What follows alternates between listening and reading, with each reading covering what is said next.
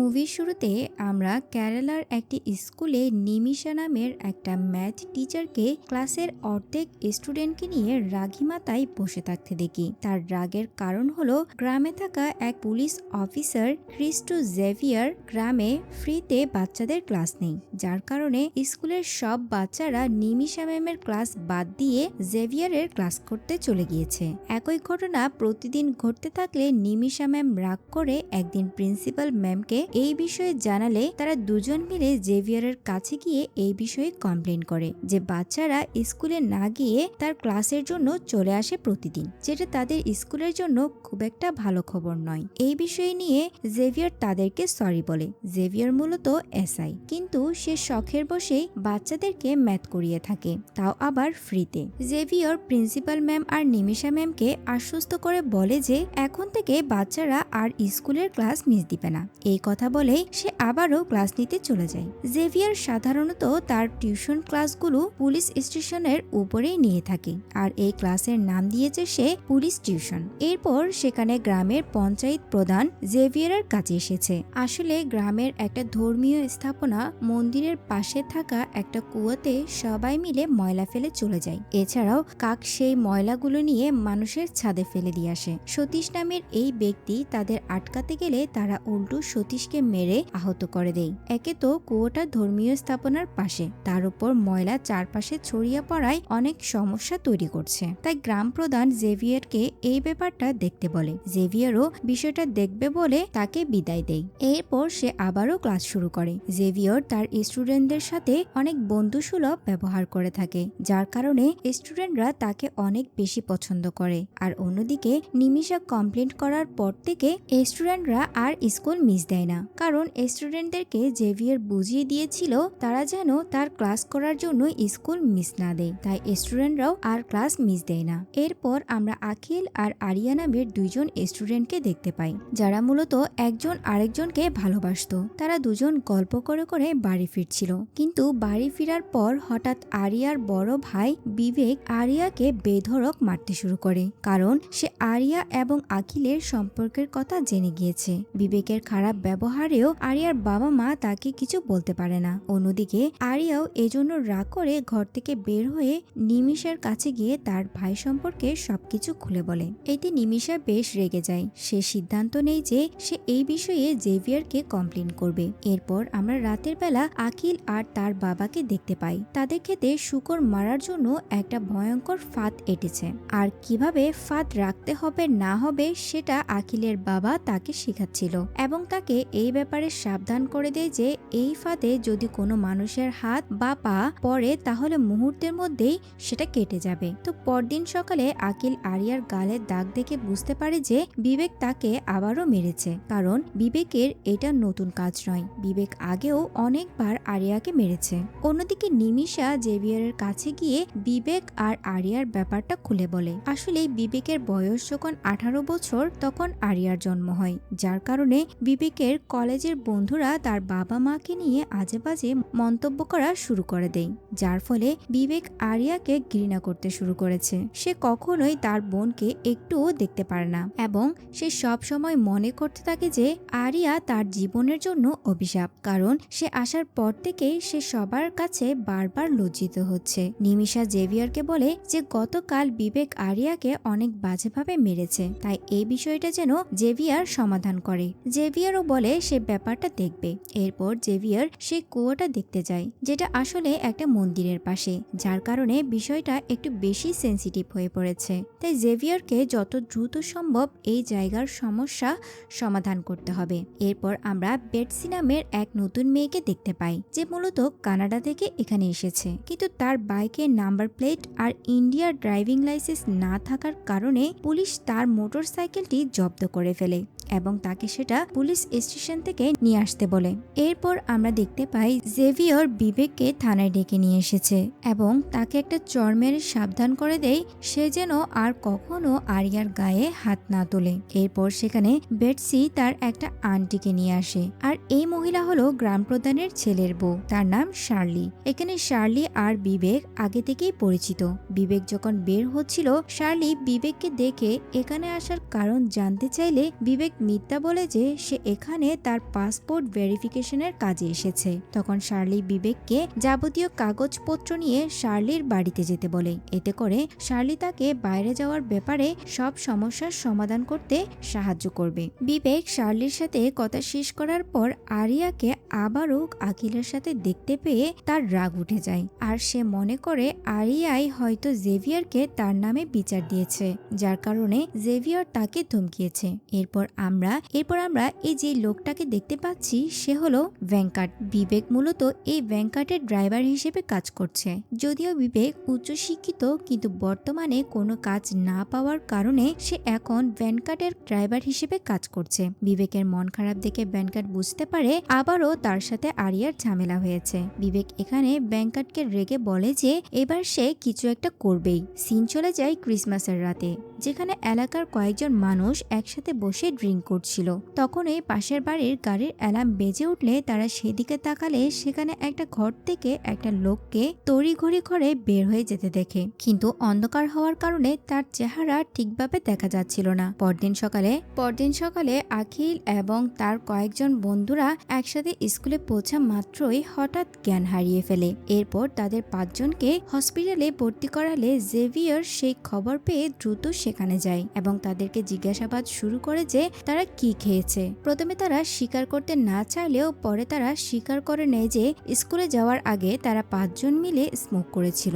এই কথা শুনে জেভিয়ার রেগে যায়, কারণ স্কুলের স্টুডেন্ট হয়ে স্মোক করাটা খুব একটা ভালো অভ্যাস নয়। তাদের মধ্যে থাকা একজন বলে তারা যখন একটা জায়গায় দাঁড়িয়ে সিগারেট খাচ্ছিল তখন হঠাৎ একটা ঘর থেকে নেল পলিশের সুগন্ধযুক্ত ধোঁয়া বের হয়, আর সবার কেন জানি সেই নেল পলিশের গন্ধটা অনেক ভালো লাগে। তো এইসব কিছু শুনে জেভিয়ার তাদের কাছে তাদের বাবা মায়ের নাম্বার চাই তাদের কমপ্লেন করার জন্য, কিন্তু তারা অনেক রিকোয়েস্ট করে বলে যে তারা আর কখনোই সিগারেট খাবে না। তাই জেভিয়ারও প্রথমবারের মতো সবাইকে ক্ষমা করে দেয়। এরপর দিন আরিয়ার জন্মদিন ছিল, তাই জেভিয়ার সবাইকে নিয়ে কেক কেটে আরিয়ার বার্থডে সেলিব্রেট করে। ক্লাস শেষ হওয়ার পর আখিল আরিয়াকে সন্ধ্যায় একটা জায়গায় যেতে বলে। রাতে আরিয়া আখিলের কথা মতো জঙ্গলের মাঝে একটা ঘরে গিয়ে দেখতে পায় আখিল আরিয়াকে সারপ্রাইজ দেওয়ার জন্য অনেক সুন্দর করে সেই ঘরটি সাজিয়েছে, কিন্তু তারা সেখানে সেলিব্রেট করার আগেই বিবেক এসে আখিল আর আরিয়াকে অনেক বাজেভাবে মারধর শুরু করে।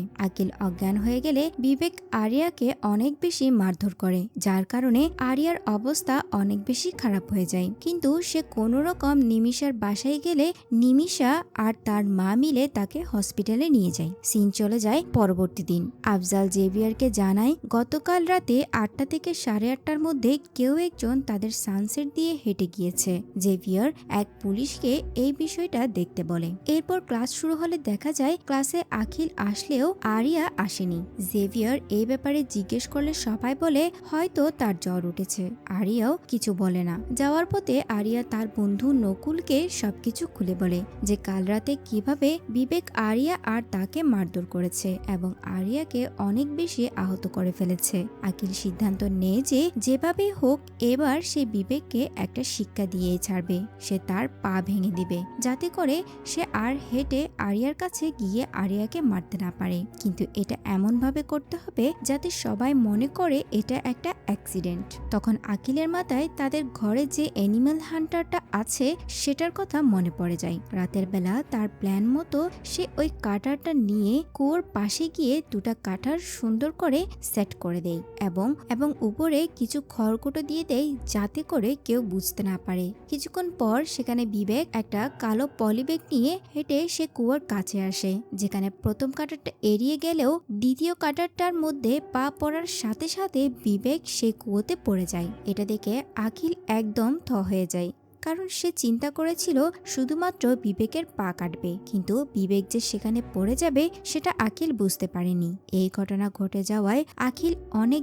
বেশি ভয় পেয়ে যায়। তাই সে জেভিয়ারের কাছ থেকে বাঁচার জন্য ক্লাসে যাওয়াই বন্ধ করে দেয়। তাই জেভিয়ার ক্লাস নিতে আসলে জানতে পারে যে তার নিমিষাও বিবেক আর আরিয়াকে মারার বিষয়টা জেভিয়ারকে জানিয়ে দেয়। এই কথা শুনে রেগে গিয়ে জেভিয়ার আরিয়ার ঘরে গেলে তার বাবা মায়ের কাছে জানতে পারে যে বিবেক গত 2-3 দিন ধরে ঘরে ফিরছে না, আর এটা তার জন্য নতুন না। বিবেক প্রায় কাজের খোঁজে গ্রামের বাইরে শহরে থাকে, তাই তারা তাকে নিয়ে খুব একটা চিন্তা করছে না। কিন্তু এবার বিবেক তার মোবাইল ফোনটি বাসায় রেখে চলে গিয়েছে, তাই তারা তার সাথে কোনোভাবেই যোগাযোগ করতে পারছে না। তখন জেভিয়ার বিবেকের ফোনটা তাকে জমা দিতে বলে আর আরিয়াকে নিয়ে একটা রিটেন কমপ্লেইন করাতে বলে। কিন্তু তার বাবা তাকে রিকোয়েস্ট করে বলে যে তাকে নিয়ে কোনো কেস ফাইল না করাতে, কারণ কদিন পর বিবেক দুবাই চলে যাবে। কিন্তু আরিয়া ভিতর থেকে মোবাইলটা নিয়ে আসলে আরিয়ার অবস্থা দেখে জেভিয়ার আর তাদের কথায় রাজি হয় না, আর বিবেক আসার সাথে সাথে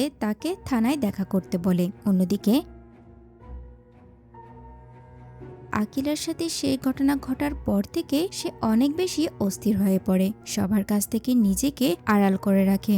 আরিয়া তাকে বারবার ফোন দিলেও সে তার কল রিসিভ করে না। অন্যদিকে রাতে আবার কিছু লোক 2 ট্রাক ভর্তি ময়লা সে কুয়োতে ফেলতে আসলে এলাকাবাসী তাদের আটকিয়ে পুলিশকে ডাকে। এরপর পুলিশ সেগুলোকে জব্দ করে নেয়। অন্যদিকে তারা বিবেকের কল রেকর্ড চেক করার পর জানতে পারে যে সে মিসিং হওয়ার আগে ভেঙ্কটকে অনেকবার কল করেছে। কনস্টেবল জেভিয়ারকে জানায় বিবেক ভেঙ্কটের ড্রাইভার। ভেঙ্কট রিয়েল এস্টেটের ব্যবসা করে, কিন্তু সে কোনো ঝামেলাতে জড়ায় না। কিন্তু জেভিয়ার বিবেকের ব্যাপারে ইনফরমেশন বের করার জন্য ভেঙ্কটকে থানায় ডেকে পাঠায়। ভেঙ্কট আসার পর জানতে পারে যে গত ক্রিসমাসের রাতে বিবেক তাকে ফোন করে জানিয়ে দিয়েছিল যে সে আর কাজ করবে না, কারণ সে কদিন পর দুবাই চলে যাবে। অন্যদিকে সে ময়লা ট্রাকগুলো পাঠিয়েছিল মূলত গ্রাম প্রধানের ছেলের বউ শার্লি, আর এই ময়লাগুলো শার্লির গার্মেন্টসের ময়লা। কিন্তু এই ব্যাপারে গ্রাম প্রধান কিছুই জানে না, কারণ শার্লি গতকাল দুবাই চলে গিয়েছে। তখন জেভিয়ার বলে সে এই ময়লাগুলো সেই কুয়োতে ফেলে একেবারের জন্য কুয়োটা বন্ধ করে দিবে। তার কথা মতো ময়লাগুলো সে কুয়োতে ফেলে কুয়োটি বন্ধ করে দেওয়া হয়। আর দূর থেকে আখিলও এই ব্যাপারটা দেখে কিছুটা স্বস্তির নিঃশ্বাস ফেলে, কিন্তু ভয় এখনো পুরোপুরি কাটেনি, কারণ বিবেককে খুঁজে পাওয়া না গেলে সবাই তাকে নিশ্চয়ই খুঁজবে। এই চিন্তায় সে দিন দিন খুবই অদ্ভুত ব্যবহার করতে শুরু করেছে।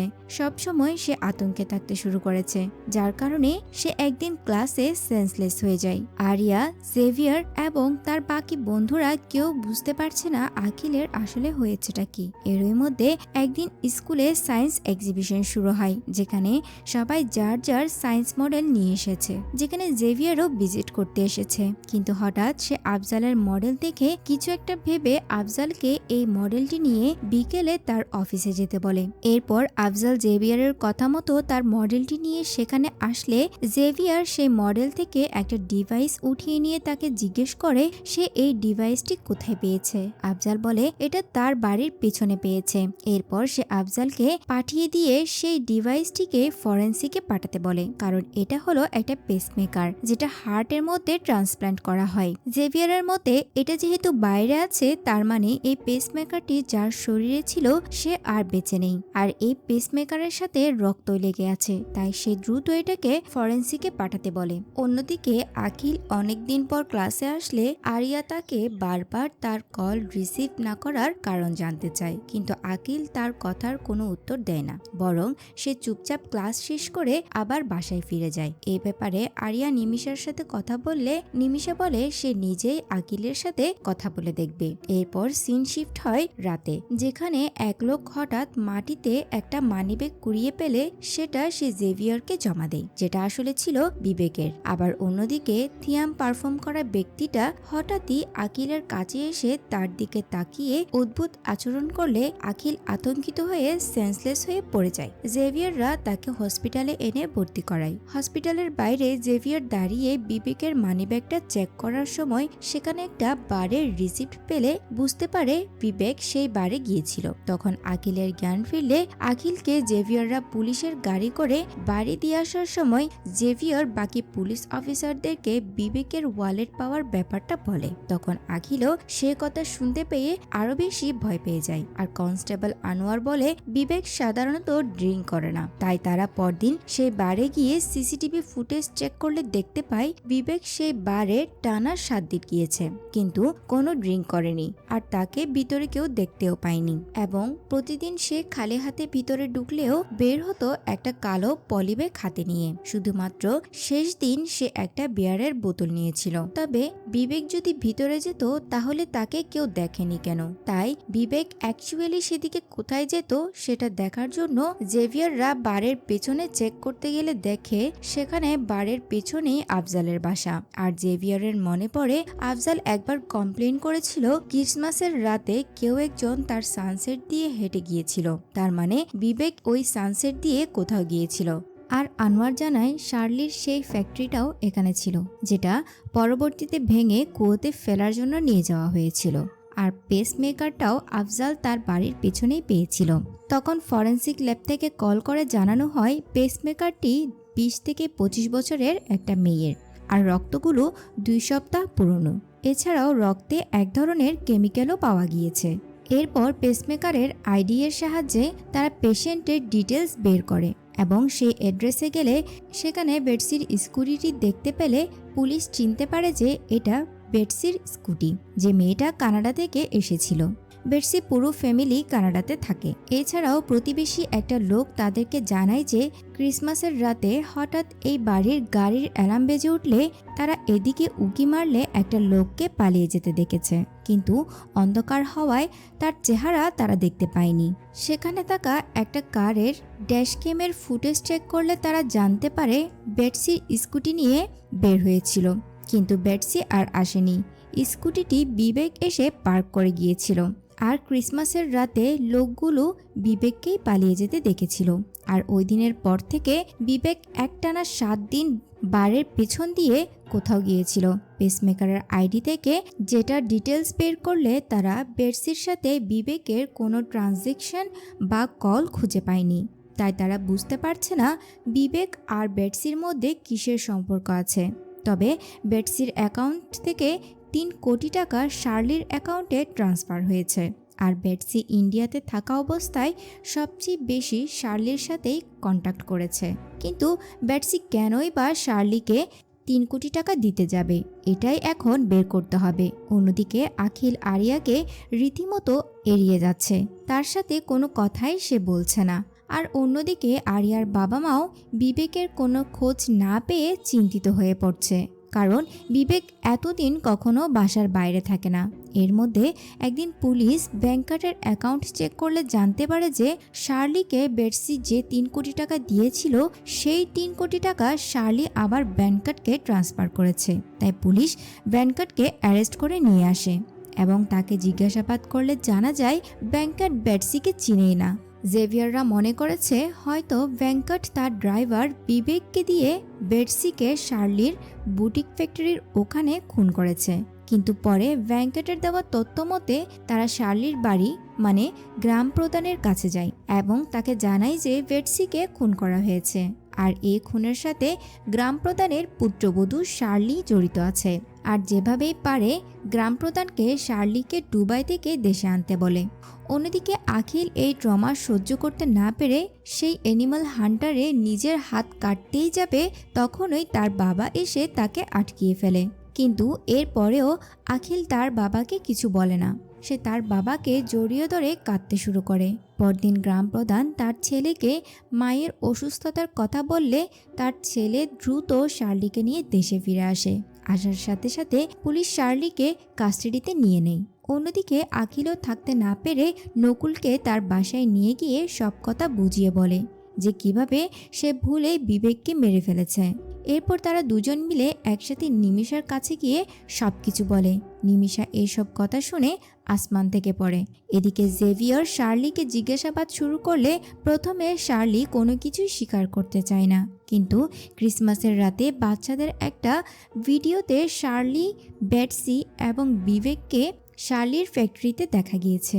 এরপর গিয়ে শার্লি সবকিছু স্বীকার করে। আসলে শার্লির সাথে ভ্যাঙ্কটের সম্পর্ক ছিল।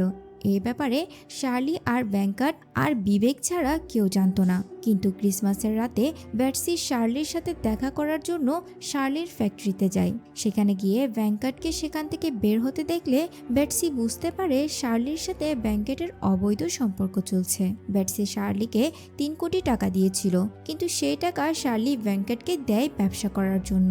তবে ভেঙ্কট সেই টাকা লস খেয়ে যায়।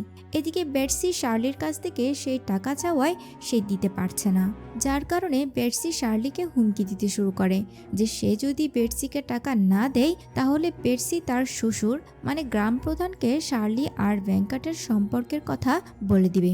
এতে শার্লি রেগে গিয়ে বেটসিকে একটা থাপ্পড় মেরে বসে। বেটসিও শার্লিকে থাপ্পড় মারে। আর এই দৃশ্যটা এসে দেখে বিবেক আগামাতে কিছু না বুঝেই বেটসিকে থাপ্পড় মারায় বেটসি মাটিতে পড়ে যায় আর হার্টবিট বন্ধ হয়ে সেখানেই মারা যায়। বিবেক জানতো না বেটসি হার্টের রোগী। সে তাকে মারতে চায়নি, কিন্তু ভুলবশত হয়ে গিয়েছে। আর বিবেক সেখানে গিয়েছিল তার দুবাইয়ের ভিসা নিয়ে কথা বলার উদ্দেশ্যে। আচমকা এমন ঘটনা ঘটে যাওয়ায় শার্লি বিবেককে বেটসির স্কুটিটি তার বাড়ির সামনে রেখে আসতে বলে এবং বিবেক বের হওয়ার সময় সেখানে ওই বাচ্চাগুলো আসে আর তাদের মোবাইলের ভিডিওতেই বিবেক এবং শার্লিকে দেখা যায়। এরপর শার্লি বেটসির লাশ বাথটাবে রেখে তার ফ্যাক্টরির একটা কেমিক্যাল দিয়ে বেটসির শরীরটা ডিসপোজ করার চেষ্টা করে।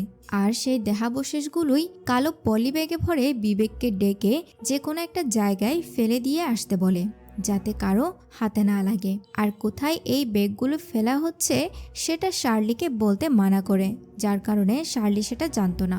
অর্থাৎ বিবেক বারের পেছনের রাস্তা ব্যবহার করে আফজালের বাড়ির সানসিট দিয়ে গিয়ে ওই কুয়োতেই বেটসির দেহাবশেষগুলো ফেলে আসতো। এরপর জেভিয়াররা চিন্তায় পড়ে যায় যে বিবেক ব্যাগগুলো কোথায় ফেলেছে। হঠাৎ তাদের মাথায় আসে আফজালের বাসা কুয়োর পাশে, আর বিবেকের ওয়ালেটটিও পাওয়া গিয়েছে মন্দিরের পাশে, আর মন্দিরের পাশেই কুয়ো। তাহলে হয়তো বিবেক কুয়োতে এই ব্যাগগুলো ফেলেছে। এরপর পুলিশ টিম নিয়ে কুয়োটা আবার পরিষ্কার করতে শুরু করে এবং এক পর্যায়ে তারা সেই ব্যাগগুলো পেয়ে যায় এবং সাথে করে তারা বিবেকের লাশও পেয়ে যায়। কিন্তু তারা জানতো না বিবেক মারা গিয়েছে। পরদিন আখিল তার বাবা মাকে সবকিছু বলে দেয় এবং নিমিষাও জেভিয়ারকে আখিলের ব্যাপারে সব কথা বলে। জেভিয়ার আখিলের সাথে দেখা করে এবং তাকে বুঝিয়ে সুঝিয়ে তার সাথে করে নিয়ে যায়। আরিয়া তার সাথে দেখা করতে চাইলেও পারে না, আর আখিলকে কিশোরদের জেলে নিয়ে যাওয়া হয়। অন্যদিকে আরিয়া প্রতিদিন ক্লাস করলেও তার চোখ আটকে থাকে আখিলের সেই ফাঁকা সিটে। আখিলও জেলখানায় মনমরা অবস্থায় বসে আছে। হঠাৎ কারো আসার কথা শুনে আখিল অনেক খুশি হয়ে যায়, কারণ জেভিয়ার এসেছে। সে এসেছে আখিলকে ম্যাথ পড়ানোর জন্য, মানে জেভিয়ার ছুটির দিনে এসে আখিলকে ম্যাথ পড়ায়। আরিয়াও তার জন্য চিঠি পাঠিয়েছে, যেটা পেয়ে আখিলও অনেক খুশি হয়। আর মুভিটি এখানে শেষ হয়। তো বন্ধুরা, এই মুভিটি কেমন লেগেছে কমেন্ট বক্সে জানাতে ভুলবেন না। আর যদি ভালো লেগে থাকে তাহলে অবশ্যই সাবস্ক্রাইব করবেন। আপনাদের ছোট্ট ছোট্ট ভালোবাসা আমাদের কষ্ট করতে অনুপ্রেরণা যোগায়। আজকের মতো এখানেই বিদায় নিচ্ছি। আল্লাহ হাফেজ।